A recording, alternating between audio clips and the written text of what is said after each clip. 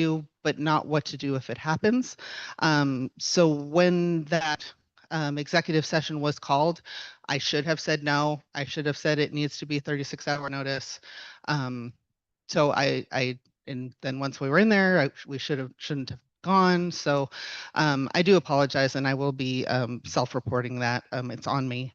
I'll be self-reporting that to the Oregon Ethics Commission. So that's just an FYI to start the meeting. Any additions, deletions, approval of the agenda?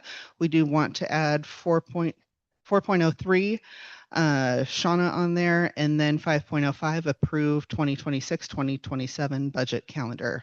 Does anybody have any additions or deletions? Nope.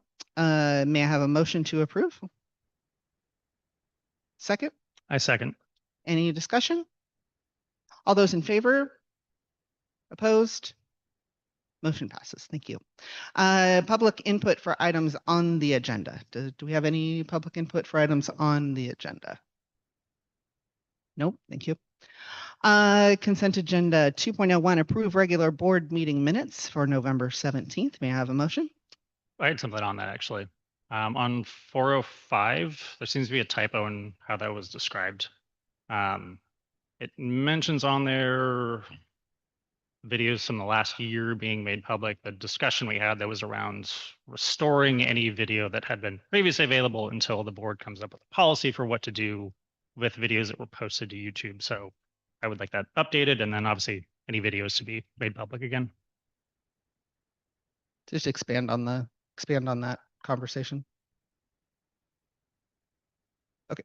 And I would like it to be added that Claudia was available through whatever it was, the YouTube. I mean, it says she was absent, but she was present remotely. Right. Okay. Thank you. Okay. May I have a motion? So moved. Second? I second. Any discussion? All those in favor? All those opposed? Motion passes. Thank you. Approval of joint work session minutes for November 19th. That was our work session with the city of Bandon, with the council regarding our housing project across the street here. Thought that went really well. So may I have a motion? Martha is first. Second? I second. Any discussion? Nope. All those in favor? All those opposed? Motion passes. Thank you. Let's get right to it. BHS presentation rigor in ELA.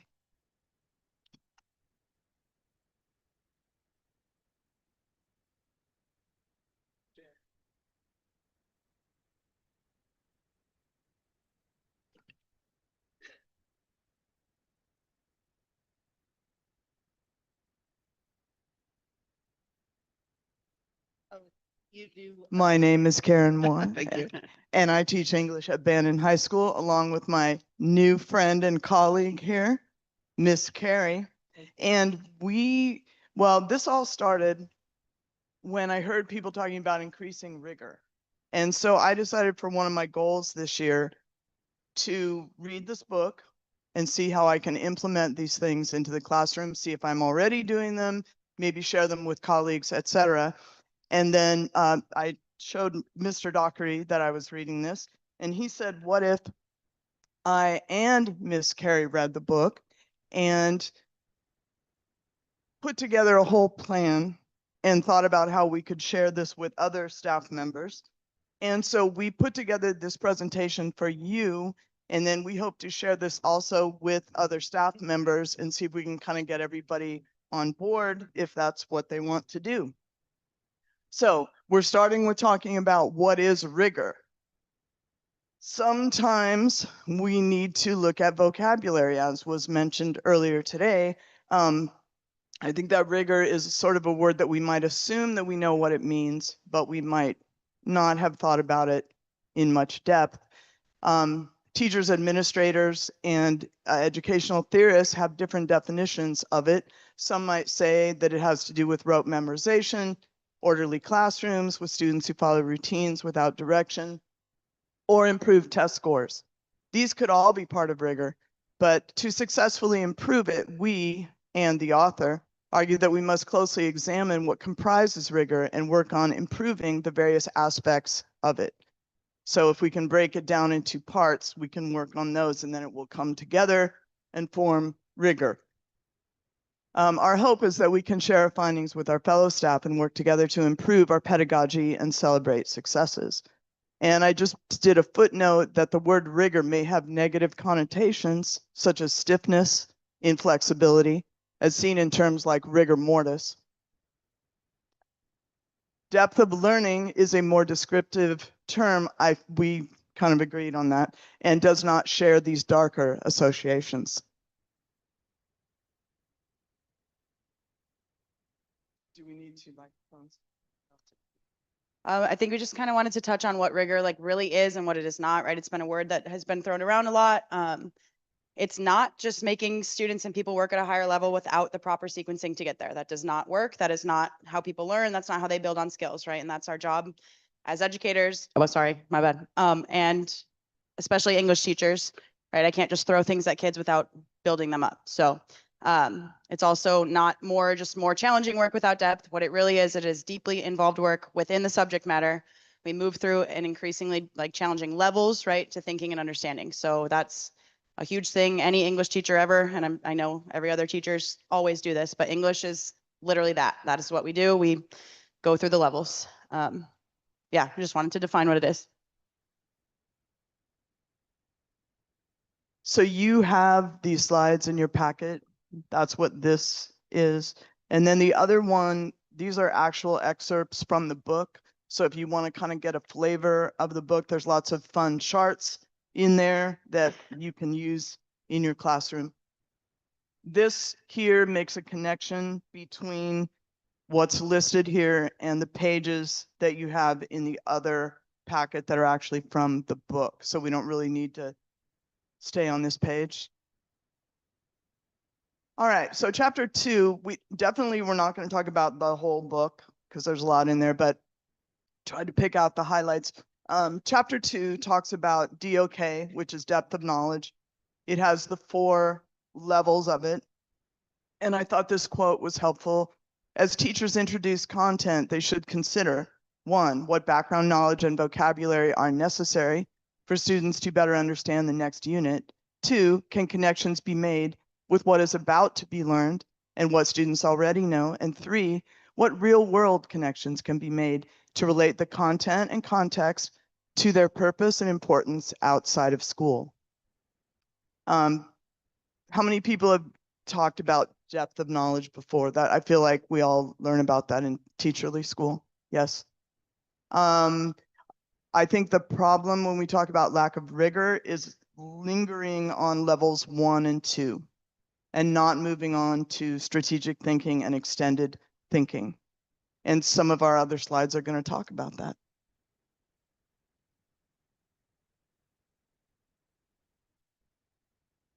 Okay, so just like the quote that Karen said, right, it's still up there. At BHS, though, we kind of, drew a list of things that we do. Individual teacher planning, right, teachers planning together. We have collaboration. I definitely see it up there. I saw it at the middle school too. We do a lot of collaborating. Tag assignments, extra credit assignments, interventions for students that are struggling. There's a lot, scaffolding is huge. Field trips that extend, like visiting the fish hatchery that, Hatfield just went on, going to the Redwoods, going to Hawaii, teacher designed assessments, open-ended discussions and debates. And that's something that we'll kind of touch on for sure is the open-ended part of all of this. But at least in my classroom, we do open-ended discussions and we talk about things and we just give kids an opportunity to speak and share what they think and how they feel about it. The next section talked about questioning strategies and how to differentiate questions. And differentiation in education is tailoring our approach to best meet the needs of each individual student and how they learn and what performance level that they're already at. If you look at page 8 in the other packet, and I crossed out the numbers to put my numbers in there, they have an interesting chart that shows how you might kind of move up the scale from just remembering. So this would be an English assignment where someone had to talk about a main character, remember, then expand, we'll tell a little bit more about it, elaborate a little bit more, and then finally the stage 4, level 4 is supplying the evidence. I know that that happens in just about every class where you have to either show your work, or if you're referring to a text, you have to cite the text, et cetera, et cetera. So that's pretty cool. We can do this by deconstructing higher order thinking skills, those outlined in Bloom's taxonomy and the DOK scale. The author suggests that this quote, taking apart to put back together, can result in questioning strategies that have a systematic approach. So you go through the same steps every time, developing habits in students that they can carry into the future, where they are able themselves to break down learning standards into digestible bites. Because we've all looked at learning standards, they're not as simple as they might appear. There's a lot of questions within each question or statements within each statement. So breaking them down into tasks and digestible parts is really important. I can tell I'm thinking about dinner. And approach a new concept step by step, from remembering through understanding and onto creating. And that's part of the new Bloom. He got rid of the one at the very top. I don't know if it was synthesizing or applying, but now it's create, which I think is really super awesome. Yep.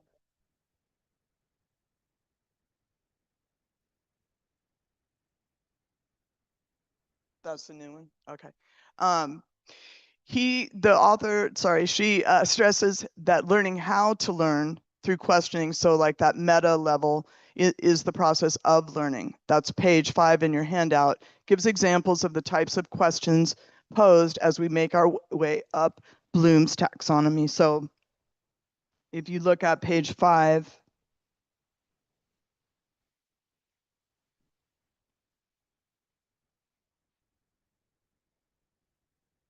it has, kind of like sentence starters at all the different levels. So if this is new to someone, or they just sort of want an easy resource, I like this because you could set up your questions starting with remember, understand, and work your way all the way up through on the same topic. I think that's good for that one. Okay, chapter 3 in the book talks about creating assessments that actually measure, right? Using essential questions, something that Karen and I saw and we kind of really liked. If you aren't solving a problem, learning hasn't occurred.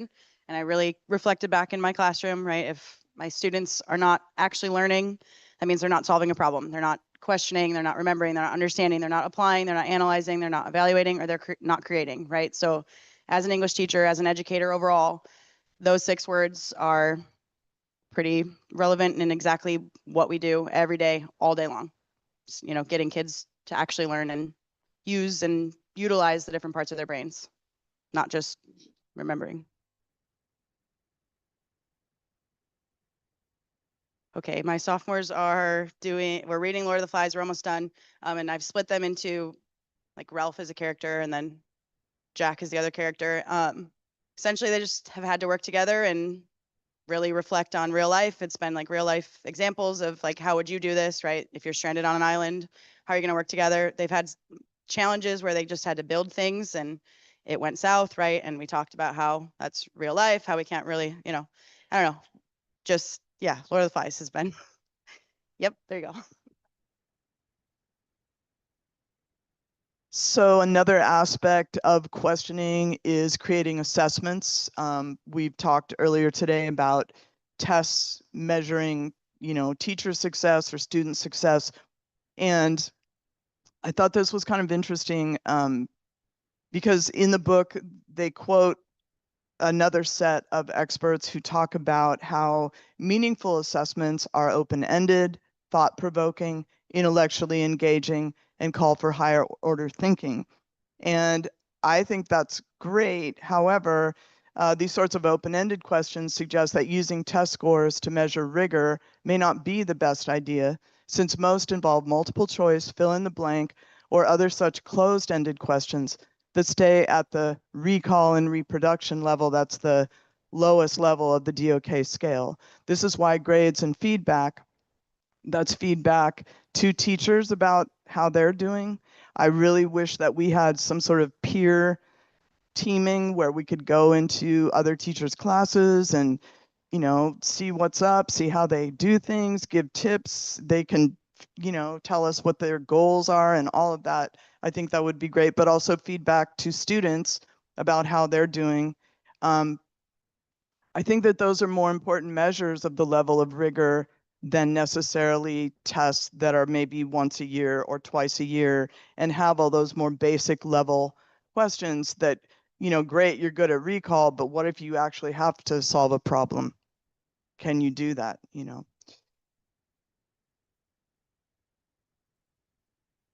Okay. Okay, sorry, we had a repeat there. All right, chapter 5 talks about rewriting standards in student-centered vocabulary. Reeves argues that in the classroom, we should consider which standards will have the biggest impact on our students. Reeves gives 3 criterion to use when determining the richest standards. One is the endurance, meaning these are things that they're going to have to know and repeat over time, not just one time only. Leverage, meaning they're likely to impact more than the current unit or subject, meaning those skills can be taken onward, used again and again over the years. And then essentialness for the next level of learning is kind of similar to number 2. So I think in English, that's pretty straightforward because it really is a spiral curriculum, not a, what would you call it in math, where it builds on the last thing? Like you have to know the last thing. Math people, what? Thank you. Instead it spirals around and you're learning about characters or you're learning about metaphors or you're learning how to cite evidence. Every year it's just getting a little more in depth as you go. So deciding what those things are, because there are a lot of standards, is important. Because if you give equal emphasis to everything, that's not really realistic to what you're going to need in life, you know. Chapter 6 talks about college and career readiness, right? I say it a lot. My students definitely hear it all the time, about how what we're doing right now is important for your future. Sure, maybe not reading Lord of the Flies, but learning how to work together, how to synthesize information, right? Writing, reading, listening, speaking. These are all things you have to do when you're an adult. I know at least I do it. I can't speak for everybody, but I do repeat that continuously all the time about how you should care about what you're doing right now because it will affect you in the future. And then we talked about how Kalina is working with the Oregon CIS, which is Career Information System. It's something we're doing at the high school. It's created a uniform system for students across Oregon to figure out and keep track of what they're talented at. So just reminding them of their strengths and showing them where they can go with their strengths. And then chapter 7 is getting students involved and committed, right? So relationships are important, and that's been at least my biggest thing as a teacher is building those relationships with those kids. If they don't feel safe enough to even listen to the words I say or share something with me, then they will not learn. And then what's the point? I encourage students to be wrong as long as they're thinking, right? That you learn from making mistakes. And I repeat that a lot in my classroom is just tell me, like, give me an idea. Tell me something that you're saying so I know where your brain's at and how I can lead you where I need to, or great job, either one. And then just the biggest thing is modeling humanity, right? We all should be modeling how to be good people. That's it. The kids learn from us about that, and there should not be a question about that. But yeah, that's rigor.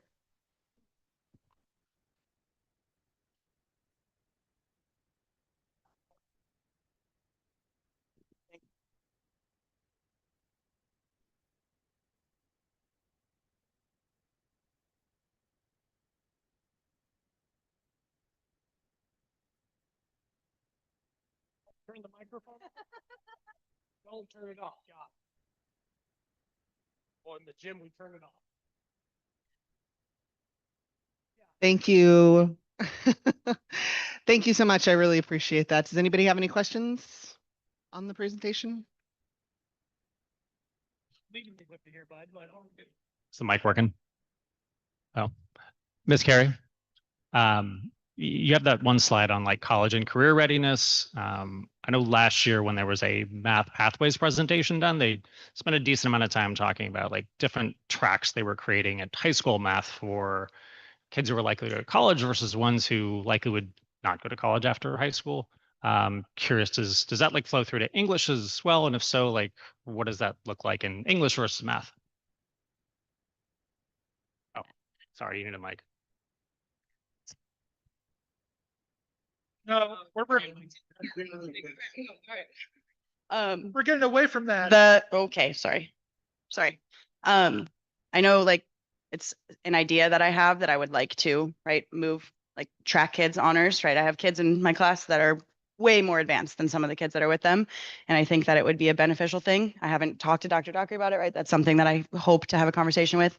I know Karen teaches like writing to college courses, so that's an option, but I do think that it's important that, you know, some of my sophomores should be way more challenged than where they're at right now. And like, obviously I'm doing that in my classroom, but it's hard when I have 26 different learners and all the things. But that is my plan, hopefully, to bring or work with people to figure out how we can do that. But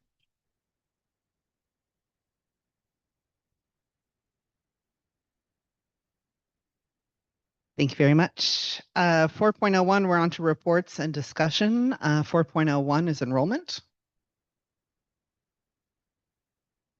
Sorry. Our enrollment is very, we are staying right up there. Our high school is actually bigger than it has been since I've gotten here this year. It's the largest that it's been, so that's always encouraging. You always like to watch what your senior class is and what your kindergartners are coming. They have a website that you can actually look at the data for our area. And I think Bandon is okay next year, but the year after that, our kindergarten class is extremely small. Of course, that can always change. People can move in. The data could not be always 100%, but we were talking about that at the ESD meeting. But right now, our enrollment is staying pretty steady, and it's really exciting that we're over 200 in the high school. So that's been exciting to see. You ready, Lindy, to shine on, girl? Fabulous. Lindy Robertson. No, Lindy, as much as I know you like to project, in order for it to go across to our viewers at home, it needs to be on the microphone. Hi. Hello. Okay, this is so cool. I have a mic. Okay, so I only have a couple things to report to you guys because, well, no school November is kind of kept to the name. So the first thing I'd like to report on is just leadership class. Right now, we actually, I think it was 2 weeks ago, some of the kids who went on the leadership conference, they went and talked to the Rotary Club and basically informed them what we learned, what we did. And the feedback I heard from that is it just went really well. And they just had a great time, great opportunity, great experience. And so then after that, we had our Christmas concert at the high school last week. It went really fun, a lot of fun stuff, of course, always. And then after that, really the last thing I have to share with you is that we've been having like dress up days at the high school, which has been kind of fun seeing like what people come up with and teachers when they dress up. But yeah, other than that, that's really all I have to say. So ta-da!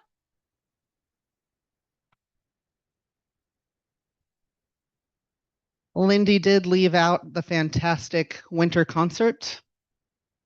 Oh, you did say that. I'm sorry. Your performance was, I did say that. Your performance was spectacular and it was great to see 6. I loved 6 songs. It's nice to see a good chunk. So appreciate that. Okay, we are on to 4.03. Shauna? So we wanted to share with the community some grants that we have applied for and that we have gotten. The Weyerhaeuser Giving Fund was a fund that the district had been awarded. We had the tsunami thing last year, and what we noticed was in the evacuation, because we are also a public evacuation spot, we didn't have the intercom system to be able to get the message to the large crowd that we have. So this grant for $5,459 is actually going to go towards the football stadium sound system. So that was very exciting to get that. We just got news that we got that. So we are in the process of using those funds. The next one that we received was the Oregon Wellbeing Trust. our staff were given this grant has to be used in a staff wellness initiative. And so the admin team and the leadership pieces of this came together and thought that the best way that maybe we can do something for all staff, because we do have 110 staff members, was to set up a massage stations, one in the high school, one in the elementary, and they were 15-minute massages by a licensed massage therapist. There are restrictions within this grant, so we tried to follow them as much as possible. We also had a rejuvenation station, which included items that promoted calm, teas, reflective thoughts, process, and things like that. So I wanted to say thank you so much for the team for putting that on for all staff. I hope all staff enjoyed that. The last one that we got, which we got news today from the Bandon Dunes Charitable Foundation, the district has received a total of $118,885 in grant funding this year. So, which is so nice. Some of the items that they gave money for the district was it's called the Raptor Visitor Safe Program. And this is when someone with a license, we're doing a non-Raptor this time that we're piloting, which is going really well, but they'll take their license and of that day, we can get a call on the volunteer. So we don't have to wait so long. We can also choose the depth of the background check. So if we need a more in-depth one, that will be now at our fingertips instead of always having to wait 5, 6, 7, 8. And this year it's been 12, 14, 16 weeks long. This does not take away the fingerprint background check that teachers or permanent staff members would have to do. They also gave $27,000, well, $27,559 to purchase 80 iPads supporting technology and access at the elementary school. So they will have those. This one's I'm excited about this one. Bannon High School was awarded several grants, $25,000 towards replacing the football field concession stand, $10,000 for speech and debate tournament entry fees and travel, $33,782 for 20 new computers and monitors for our CTE program. Yes. High school athletics also received money where girls and boys golf get around $4,000 each. Our boys and girls basketball get $3,500 each. And they also cover $4,500 of the Bannon Dunes holiday tournament to help pay for supplies, trophies, staffing, and officials. And we just want to say thank you for the grants that we have received this year.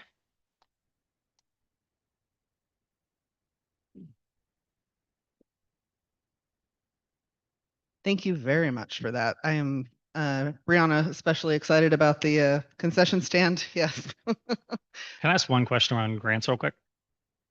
So looking forward, Sean, this may not be a you question because I know you don't do the grant applications, but okay, yeah.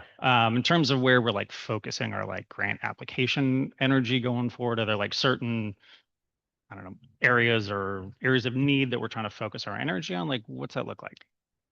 So our policy in the last couple of years, and you can correct me if I'm wrong, but what we've done is people have come to us with needs and we try to find grants that fill those needs. And then there's others that bring grants to us and we look into them to see how we can use them.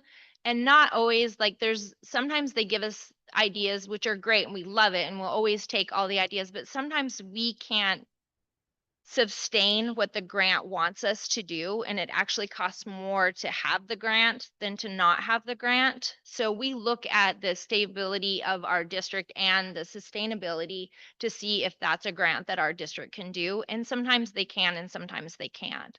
But a lot of these, like we've been looking for the Kaiser, it's not called Kaiser, the Bandon Dunes Charitable Foundation. It used to be called the Kaiser, but they renamed it. We actually ask input from employees on that piece. We ask like Jim what he would need for athletic pieces. We sat down with CTE. This is something that we've needed for a little while, so we did that. Usually our principals will come to us with things that they need in their building, which Courtney's very good at. Our middle school has been working on a playground for years now, but we just haven't wrapped our head around what that could look like. So this year they chose not to be part of the grant piece of that they wanted to work on a more thorough, in-depth plan and actually do some other fundraising before they ask for someone else to help them with it. So that's usually how we do it. Did I answer your question? Okay, Thanks, that's helpful. thank you.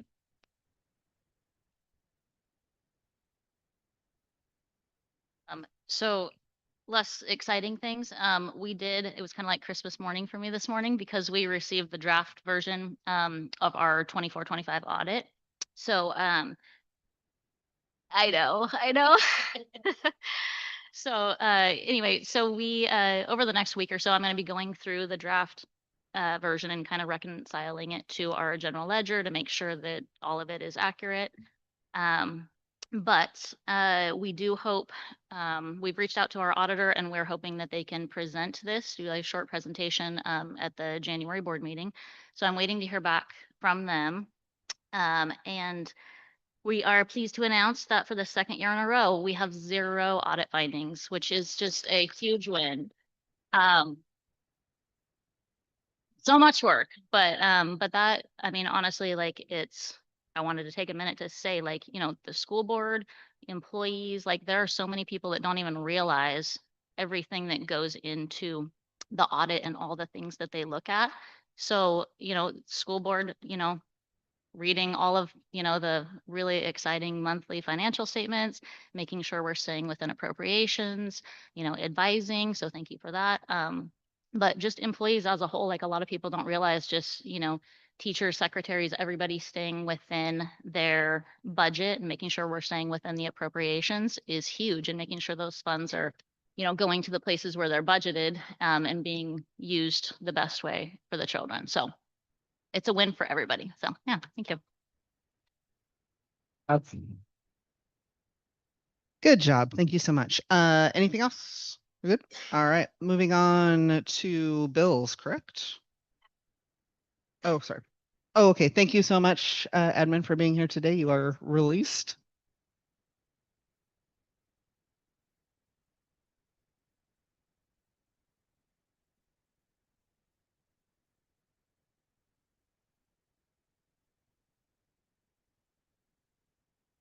So many exits. I love that. Okay, we are on to 5.01 to approve bills in the amount of $518,365.03. May I have a motion? I move. Second? Any discussion? All those in favor?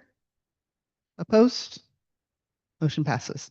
5.02, approve the Oregon Department of Early Learning 211 flyers. Have that in our packet right there. Can I have a motion? Martha? Second? I'll second. You all will. All right, I will give that to Corey. Any discussion? Whoa. I know. I just appreciate how many different languages it is in. Yeah, that's cool, right? I think Oregon has like Look at us. 40 languages or something. Awesome. Okay, all those in favor? Opposed? Motion passes. 5.03, approve VFW flyer. May I have a motion? I move. Second? Any discussion? All those in favor? Opposed? Motion passes. Thank you. 5.04 is approve moving forward with option 2 of the housing project. We were given a presentation at the meeting with the city council a week or so back, and the drawing and the way they've arranged everything has changed a little bit. They're now going to include one of the softball fields, and in doing so, they're going to be upgrading the softball field to the level to which it should be. It's about a $250,000 investment in that.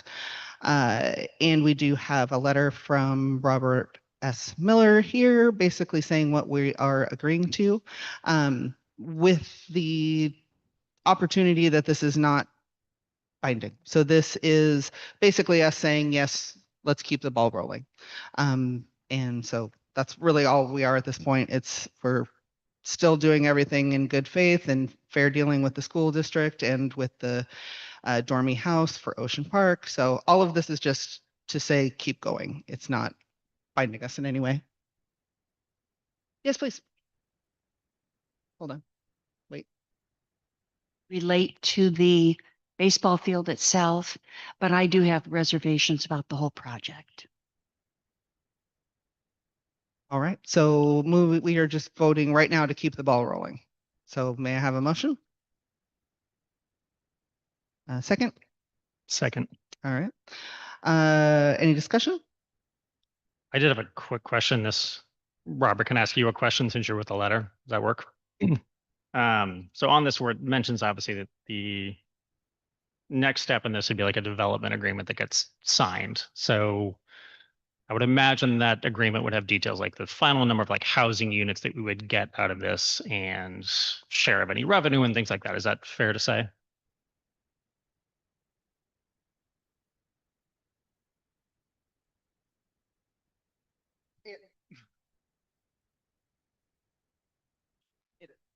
Oh, wait, is it? Press the button so it's down. Can you hear me okay? Yeah. You want me to repeat what I Mr. said? Sullivan, it was a little bit difficult to hear all your words. Oh, They did- sure. They did kind of concatenate together, Okay. but I understood you to say that, yes, all we're doing here is authorizing continued development. We're not putting on hard brakes. Design development, more concepts. Obviously, when we start to see more detailed plans Mhm. and we start to see proposals for exactly how housing will be distributed, reserved, or the agreements that'll be in place to protect the interests of the school district, there'll be further opportunity to say no or even decline to go forward with the project altogether. Even if the entire school district approves of the concept and is fully behind it, you still have public processes, land use processes, public contracting. So there's a lot of steps to occur before everything becomes bound from your perspective. As a lawyer, I feel comfortable saying you're not putting yourself in a position from which you can't extricate yourself later. Okay. Any other questions? Yeah. So essentially, once it gets to that point, if we had questions, concerns about like the number of housing units, how the revenue was split up in the final development agreement, that would be agreed upon at that time. And that could be details the city and school districts negotiate with Dormy at that time. Is that a fair understanding on my end? Yes, Okay. yes. And now that the project seems to be achieving some consensus among the school board from what I see from where I sit, this is the time to kind of lean in more and make sure that we've identified our interests as a school district. It is your land, as stewards for the public. This is the time to start to lean in and say, this is what's important to us. This is how we must be provided for. Yes. I just want to say, if you haven't watched that meeting, what was it? It was 19th. It was really informative. They gave the presentation for the two different choices, how they would work. And Matt talked about making sure his goal is to have houses that start with the number 2, which we all know is nearly impossible to find around here these days, but he is dedicated to that price point. And so it's really interesting. I thought they gave a great presentation and pros and cons of both. So I thought that was great. So please watch it if you haven't already. Okay. Thank you very much. Okay, may I have a motion? Oh, sorry, we were on discussion. All those in favor? All those opposed? Martha is opposed? I guess okay, motion passes. We are on to 5.05, approve the 2026-2027 budget calendar. May I have a motion? Martha moves, second. I'll second. John seconds. All those, oh, sorry, any discussion? All those in favor? All those opposed? Motion passes. Okay, so at this point, we will be going into executive session.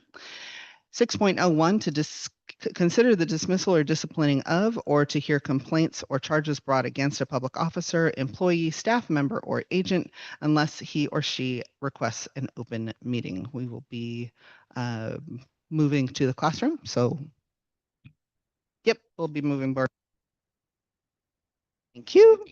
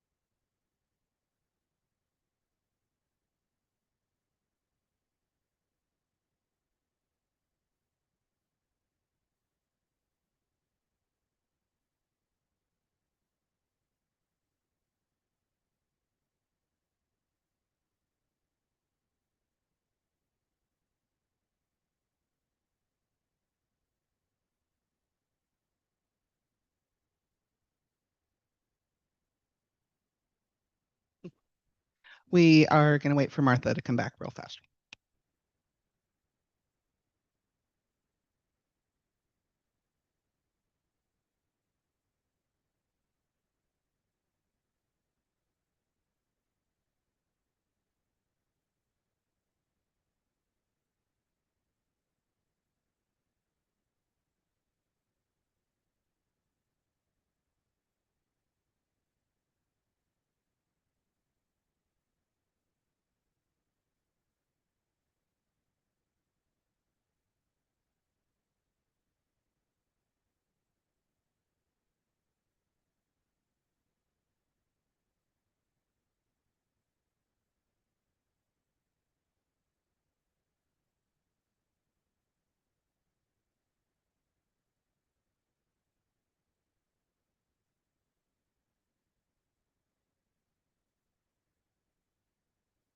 Okay, we are now out of executive session. We went over a total of it was 3 complaints, 4 parts in one, second one in another, or sorry, one in another and one in a third. So I guess we need to vote on how we're going to move forward on all 6, one at a time. Yeah, so I need a motion to move forward with a third-party investigation on the 6 complaints that are in-house. Investigation or inquiry? Inquiry, sorry, inquiry. And I'll second. Oh, I think, all in favor? All opposed? Okay, we will move forward with that. We will reach out to OSBA for recommendations for third-party investigators, and I will be removing myself from the process entirely. All right, and we will have now public input for items not on the agenda. Our first up is Jennifer Ship.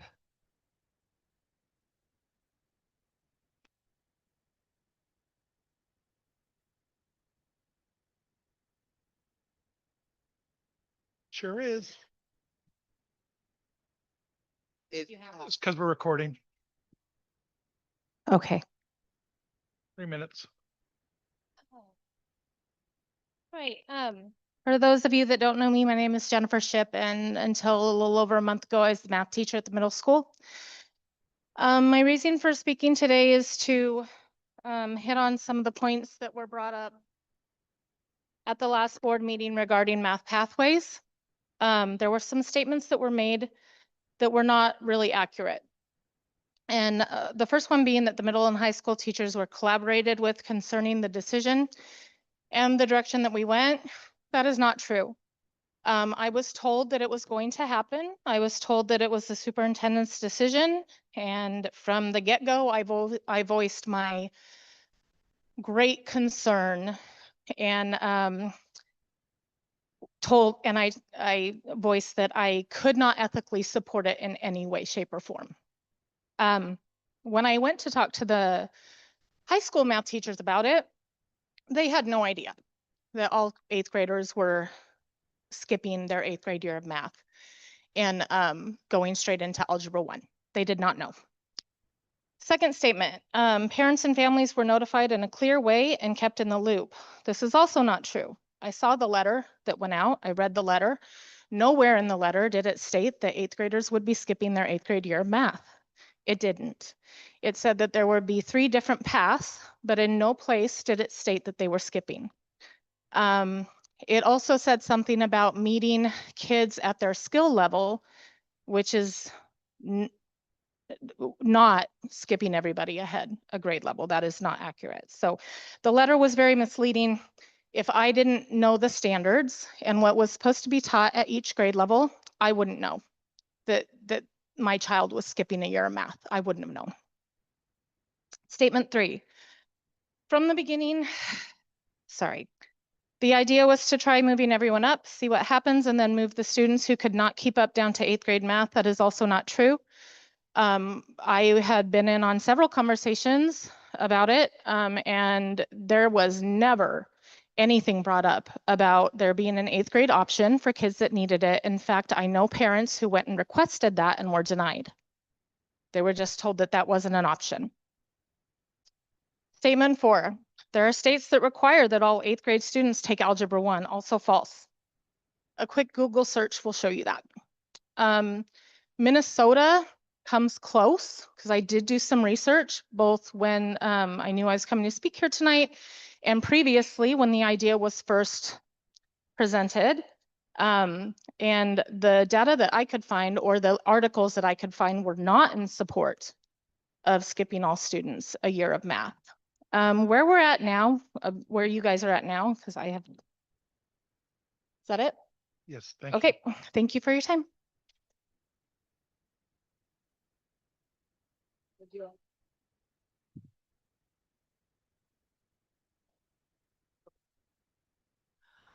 Jen Else.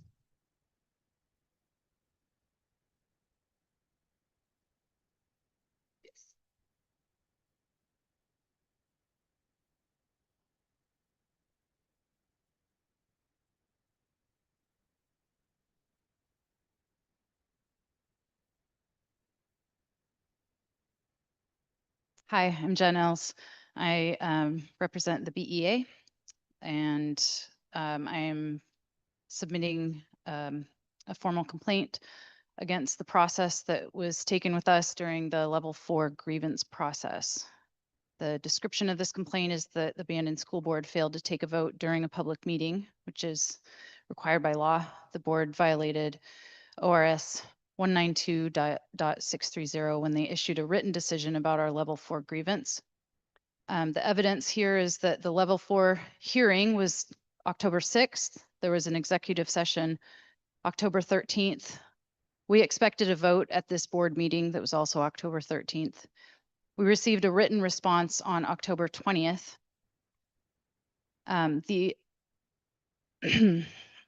We expected the board to follow the laws. I didn't know the laws. I assumed that they were doing it properly. And when there was no vote at that meeting, we were left hanging. The involuntary transfer decisions by the administrators was widely unpopular with staff and community and caused a rift in the district or widened the rift that was beginning. The decisions were made behind closed doors, zero transparency, and zero staff input. The board should have handled every aspect of this matter, not only according to the law, but also with extreme sensitivity and compassion.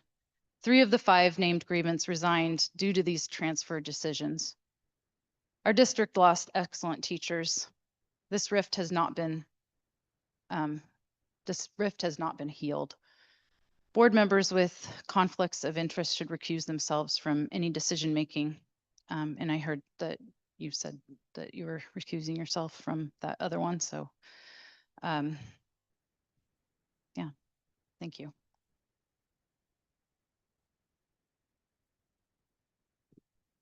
Thank you. Nicole Guzman.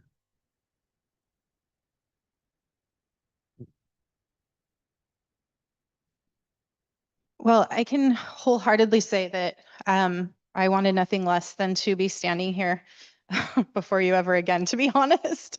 The last 6 months have been nothing short of completely traumatic for me and my family. However, when I saw on the agenda tonight rigor in ELA as a board topic for the board meeting, I became concerned because of what I've witnessed and experienced over the past few months, particularly in board meetings, interactions with administrators, trying to discredit teachers. And while I'm obviously extremely grateful that was not the case, Ms. Carey and Ms. Moore did a great job explaining rigor and what rigor is and isn't. That's what brought me here tonight. And the fact that I even have to have that concern is telling, and it's concerning, and it speaks to larger issues. I know that the board just wants to move on and just let things be. And I get that, but you really owe it to the students and the staff to really take these concerns seriously, because they are real. They are real concerns. Rebuilding can't happen until the difficult things are acknowledged, owned, and corrected. My husband was actually going to share tonight a bit about the impact of the math changes to our 8th graders. He got stuck at the pharmacy and I wasn't allowed to sign up for him. So with my remaining time, I'll just quickly say that at the last board meeting, there was an extensive presentation about math, and I always love seeing kids happy and benefiting and doing well. And the kids that stood before you were, and that's awesome. Those advanced 7th graders. But the reality of what happened to the 8th graders was skipping them a whole year of math. That's not rigor. In education, we have something called the zone of proximal development, where it's important that we don't teach kids beyond that zone of readiness. And by skipping them forward a full year, that's not what rigor is. And our daughter was impacted by that. And we were told, I advocated for her, tried to get her to just be able to take 8th grade math because that's what she needed. She wasn't ready. And I was told, no, that's not an option. I said, can she take 8th grade math with the 7th graders, the advanced 7th graders? I was told no. And also was told that she didn't really need remediation, but she wasn't ready to go forward. But if she went forward, that was going to be on her high school transcripts, even though she's only an 8th grader. And I didn't want that detriment to happen to her. I was like, can she take the class without it going on her high school transcripts? There was just a lot of issues there. And I think it just speaks to that larger concern that when we have these top-down decisions without consulting with all of the stakeholders, that it becomes a problem. And it hurts children. There's children at the heart of this and at the center of this. And so that's why we need to be so careful. Thank you.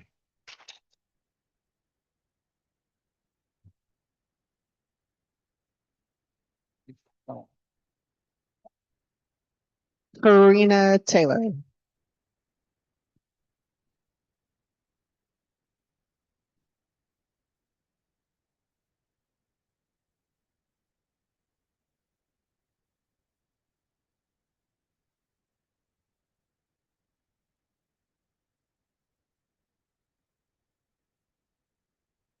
Hello, my name's Karina Taylor.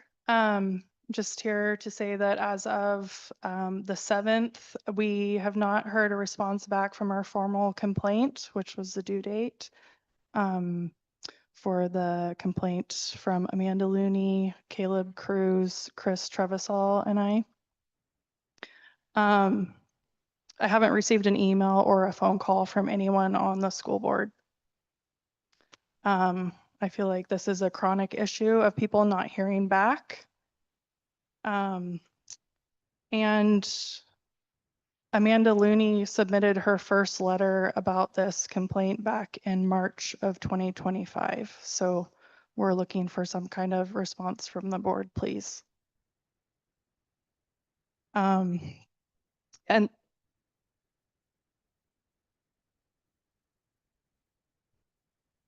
that was what we just went into executive session about and voted to move forward on the investigation. thank you for clarifying Yeah, that. I'm sorry. I should have said, I should have said the names out, and I can still do that. Okay, thank you. So I guess the other piece was that last month when I was reading the letter during public comment so that you all can hear it verbally and the public can hear it, is that there were 19 employees that left because of constructive termination where we were forced out through hostility. And I know that there's more, and a lot of people are afraid to speak up still, to talk about things that are issues in the workplace. And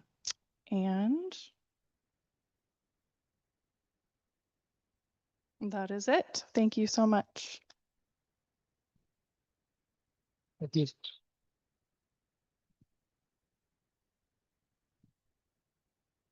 I'm sorry, I will clarify the 6 complaints. There are 3 complaints, 4 are on one.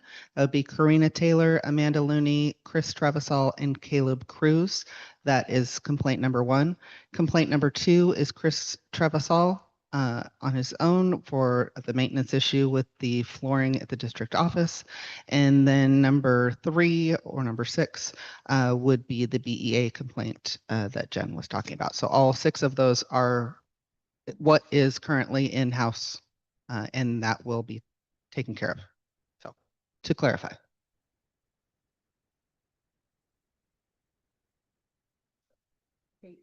Sorry, Kate Hawthorne, you're last up.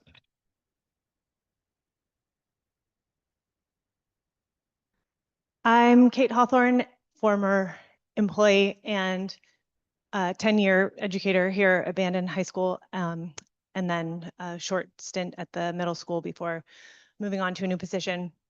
Also a parent and coming to you with similar kinds of concerns that you've heard from many of these community members who keep showing up with really a very similar kind of ask. That this is an ask that came from teachers when I was a member of the teachers union here, which is for not just greater transparency, but greater communication. And I realize that public comment isn't probably the best way for a format with a conversation between board members and community members to happen, because everyone's tired at the end of a Monday evening, and public comment coming here at the end isn't maybe a time when you feel like having a conversation with us, but that's why teachers ask to be on the agenda and are still, I think, community members, as I'm listening to them, and I have gone to that Do Better BSD website that's been created, and I hear and see all of these concerns that community members have. I think that that's really what's missing, is that communication, that two-way street of conversation. And it's been said this evening, this kind of like feeling of top-down decision-making that happens, or when people are sort of like talked at instead of it being a conversational thing. In my studies, to be in administration myself, I learned about shared decision-making and how important that is and how it's considered best practice. And I think that that's really been missing a lot with what's happened here at this district. And it's been the reason that a lot of employees have left, that the concerns of employees aren't addressed in a way that makes it so that they feel comfortable having a conversation about the needs of students. And again, students are at the heart of this. So as a parent, I'm here to speak tonight to say I have 2 little girls who I've always wanted to have go through all of their years in the Bandon community. I love the Bandon community. I know you do too. I know that's why you're here, and you guys are giving tons of time to this. And I appreciate that you do that, and that it's not easy to be sitting in your seat and to feel like you're apologizing for things, but the community keeps showing up and spending all of this time here as well, because they also care and they feel like they still haven't heard what they need to hear, which is the kinds of things like that you're going to recuse yourselves when it's too close to home, and that that you're apologizing is worth a lot, and people like hearing that, and that you're having meetings where you're trying to engage, that's wonderful. I see steps being made. I know this community is doing wonderful things. This is a great school. It's a really good place to be, and these issues haven't gone away. And that next level of transparency and communication needs to happen. And that's what we've heard other people say this evening for the healing to happen. So please keep making the efforts that you're making and know that that's why we're showing up too. Thank you.